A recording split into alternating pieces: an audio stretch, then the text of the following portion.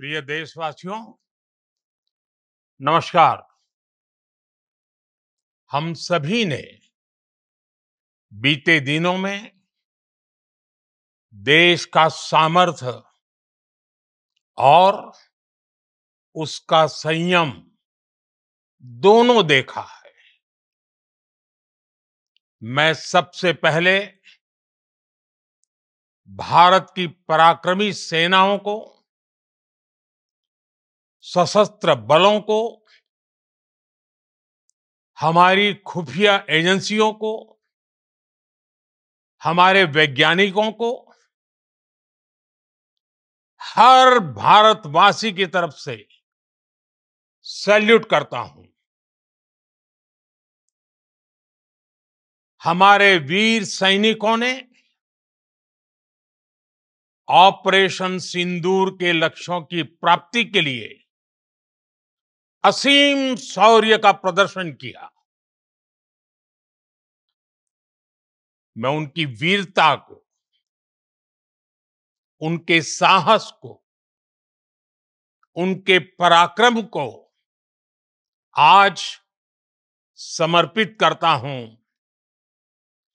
हमारे देश की हर माता को, देश की हर बहन को और देश की हर बेटी को ये पराक्रम समर्पित करता हूं।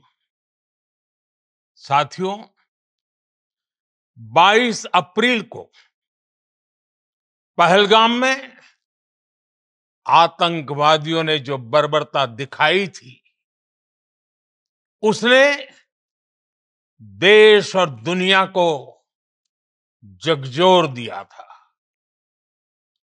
छुट्टियां मना रहे निर्दोष मासूम नागरिकों को धर्म पूछकर उनके परिवार के सामने, उनके बच्चों के सामने बेरहमी से मार डालना, यह आतंक का बहुत बीभत्स चेहरा था, क्रूरता थी। ये देश के सद्भाव को तोड़ने की घिनौनी कोशिश भी थी। मेरे लिए व्यक्तिगत रूप से ये पीड़ा बहुत बड़ी थी। इस आतंकी हमले के बाद सारा राष्ट्र, हर नागरिक, हर समाज, हर वर्ग, हर राजनीतिक दल एक स्वर में आतंक के खिलाफ कड़ी कार्रवाई के लिए उठ खड़ा हुआ। हमने आतंकवादियों को मिट्टी में मिलाने के लिए भारत की सेनाओं को पूरी छूट दे दी और आज हर आतंकी, आतंक का हर संगठन जान चुका है कि हमारी बहनों बेटियों के माथे से सिंदूर हटाने का अंजाम क्या होता है। साथियों, ऑपरेशन सिंदूर ये सिर्फ नाम नहीं है, ये देश के कोटि कोटि लोगों की भावनाओं का प्रतिबिंब है। ऑपरेशन सिंदूर न्याय की अखंड प्रतिज्ञा है।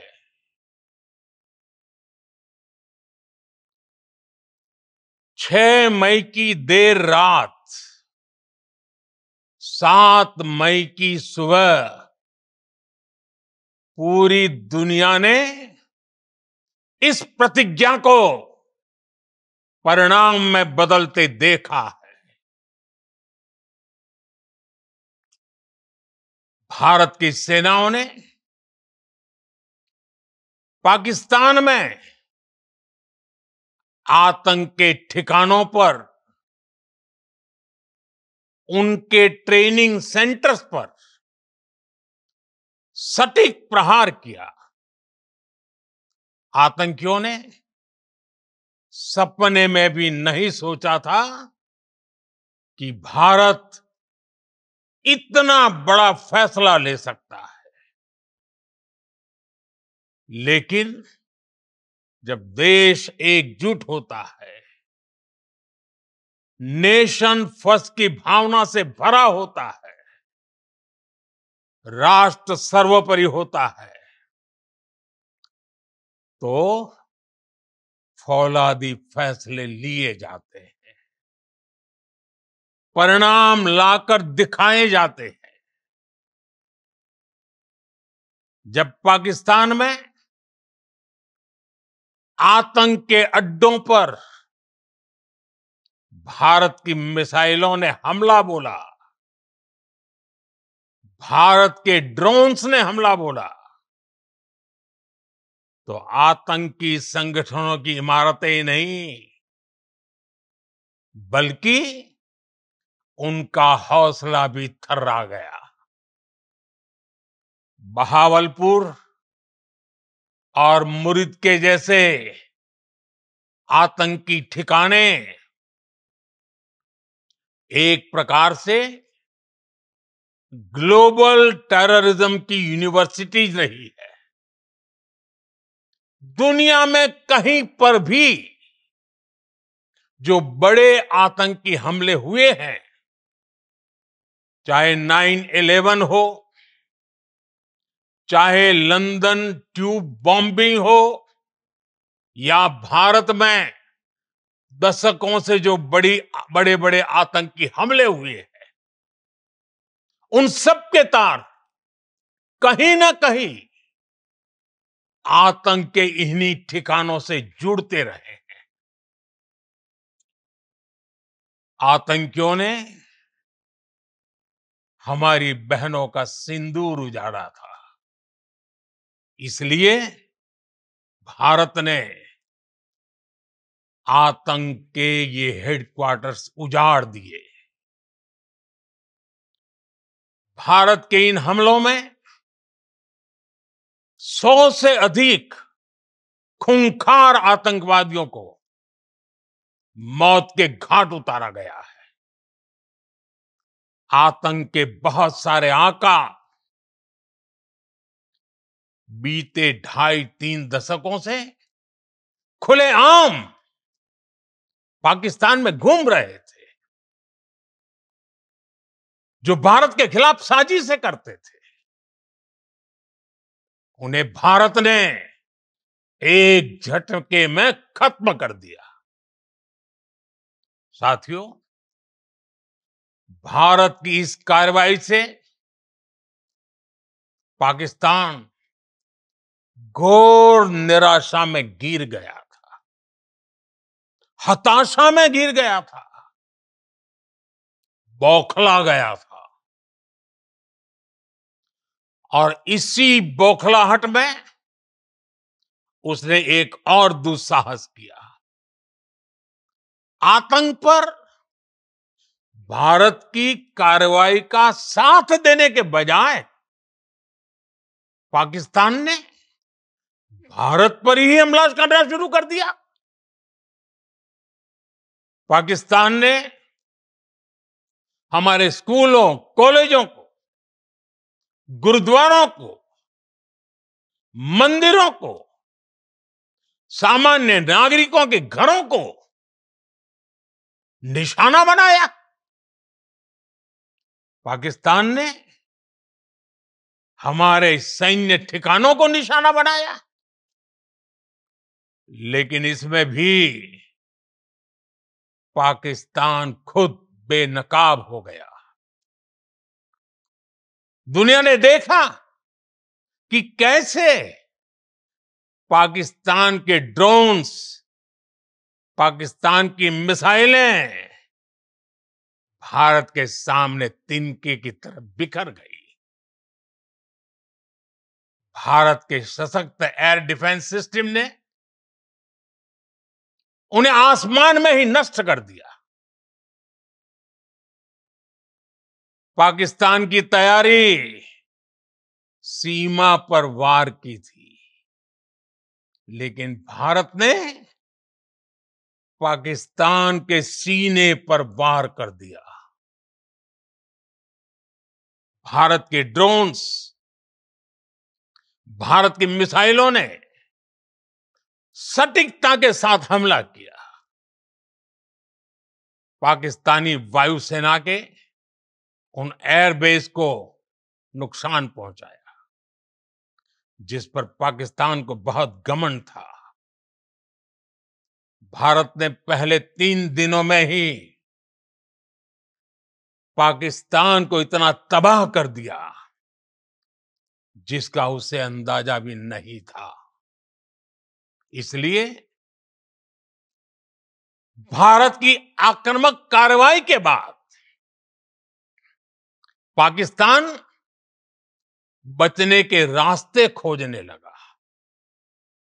पाकिस्तान दुनिया भर में तनाव कम करने के लिए गुहार लगा रहा था,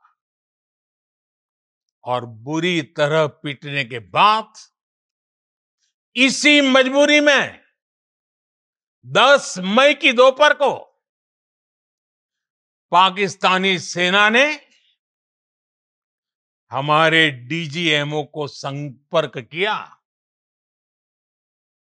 तब तक हम आतंकवाद के इंफ्रास्ट्रक्चर को बड़े पैमाने पर तबाह कर चुके थे। आतंकियों को मौत के घाट उतार दिया गया था। पाकिस्तान के सीने में बसाए गए आतंक के अड्डों को हमने खंडहर बना दिया था। इसलिए जब पाकिस्तान की तरफ से गुहार लगाई गई, पाकिस्तान की तरफ से जब ये कहा गया कि उसकी ओर से आगे कोई आतंकी गतिविधि और सैन्य दुस्साहस नहीं दिखाया जाएगा, तो भारत ने भी उस पर विचार किया।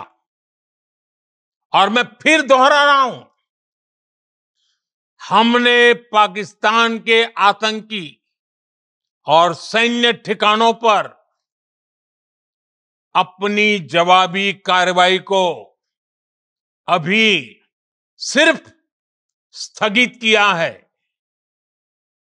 आने वाले दिनों में हम पाकिस्तान के हर कदम को इस कसौटी पर मापेंगे कि वो क्या रवैया अपनाता है। साथियों, भारत की तीनों सेनाएं, हमारी एयरफोर्स, हमारी आर्मी और हमारी नेवी, हमारी border security force BSF, Bharat के अर्धसैनिक बल लगातार अलर्ट पर है। सर्जिकल स्ट्राइक और एयर स्ट्राइक के बाद अब ऑपरेशन सिंदूर आतंक के खिलाफ भारत की नीति है। ऑपरेशन सिंदूर ने आतंक के खिलाफ लड़ाई में एक नई लकीर खींच दी है। एक नया पैमाना, न्यू नॉर्मल तय कर दिया है। पहला, भारत पर आतंकी हमला हुआ तो मुंह तोड़ जवाब दिया जाएगा। हम अपने तरीके से, अपनी शर्तों पर जवाब देकर रहेंगे। हर उस जगह जाकर कठोर कार्रवाई करेंगे जहां से आतंक की जड़ें निकलती हैं। दूसरा, कोई भी न्यूक्लियर ब्लैकमेल भारत नहीं सहेगा। न्यूक्लियर ब्लैकमेल की आड़ में पनप रहे आतंकी ठिकानों पर भारत सटीक और निर्णायक प्रहार करेगा। तीसरा,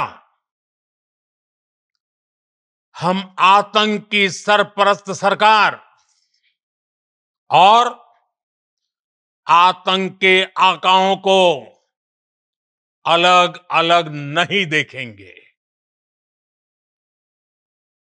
ऑपरेशन सिंदूर के दौरान दुनिया ने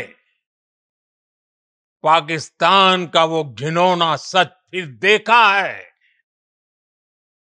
जब मारे गए आतंकियों को विदाई देने पाकिस्तानी सेना के बड़े बड़े अफसर उमड़ पड़े। स्टेट स्पॉन्सर्ड टेररिज्म का ये बहुत बड़ा सबूत है। हम भारत और अपने नागरिकों को किसी भी खतरे से बचाने के लिए लगातार निर्णायक कदम उठाते रहेंगे। साथियों, युद्ध के मैदान पर हमने हर बार पाकिस्तान को धूल चटाई है और इस बार ऑपरेशन सिंदूर ने नया आयाम जोड़ा है। हमने रेगिस्तानों और पहाड़ों में अपनी क्षमता का शानदार प्रदर्शन किया और साथ ही न्यू एज वॉरफेयर में भी अपनी श्रेष्ठता सिद्ध की। इस ऑपरेशन के दौरान हमारे मेड इन इंडिया हथियारों की प्रामाणिकता सिद्ध हुई। आज दुनिया देख रही है 21वीं सदी के वॉरफेयर में made in India defence equipments, इसका समय आ चुका है। साथियों, हर प्रकार के आतंकवाद के खिलाफ हम सभी का एकजुट रहना, हमारी एकता हमारी सबसे बड़ी शक्ति है। निश्चित तौर पर ये युग युद्ध का नहीं है, लेकिन ये युग आतंकवाद का भी नहीं है। टेररिज्म के खिलाफ जीरो टॉलरेंस, ये एक बेहतर दुनिया की गारंटी है। साथियों, पाकिस्तानी फौज, पाकिस्तान की सरकार जिस तरह आतंकवाद को खाद पानी दे रहे हैं, वो एक दिन पाकिस्तान को ही समाप्त कर देगा। पाकिस्तान को अगर बचना है तो उसे अपने टेरर इंफ्रास्ट्रक्चर का सफाया करना ही होगा। इसके अलावा शांति का कोई रास्ता नहीं है। भारत का मत एकदम स्पष्ट है। टेरर और टॉक एक साथ नहीं हो सकते। टेरर और ट्रेड एक साथ नहीं चल सकते और पानी और खून भी एक साथ नहीं बह सकता। मैं आज विश्व समुदाय को भी कहूंगा, हमारी घोषित नीति रही है अगर पाकिस्तान से बात होगी तो टेररिज्म पर ही होगी। अगर पाकिस्तान से बात होगी तो पाक ऑक्युपाइड कश्मीर पीओके उस पर ही होगी। प्रिय देशवासियों, आज बुद्ध पूर्णिमा है। भगवान बुद्ध ने हमें शांति का रास्ता दिखाया है। शांति का मार्ग भी शक्ति से होकर जाता है। मानवता शांति और समृद्धि की तरफ बढ़े, हर भारतीय शांति से जी सके, विकसित भारत के सपने को पूरा कर सके, इसके लिए भारत का शक्तिशाली होना बहुत जरूरी है। और आवश्यकता पड़ने पर इस शक्ति का इस्तेमाल भी जरूरी है। और पिछले कुछ दिनों में भारत ने यही किया है। मैं एक बार फिर भारत की सेना और सशस्त्र बलों को सैल्यूट करता हूं। हम भारतवासी के हौसले, हर भारतवासी का एकजुटता का शपथ, संकल्प, मैं उसे नमन करता हूं। बहुत बहुत धन्यवाद। भारत माता की जय। भारत माता की जय। भारत माता की जय।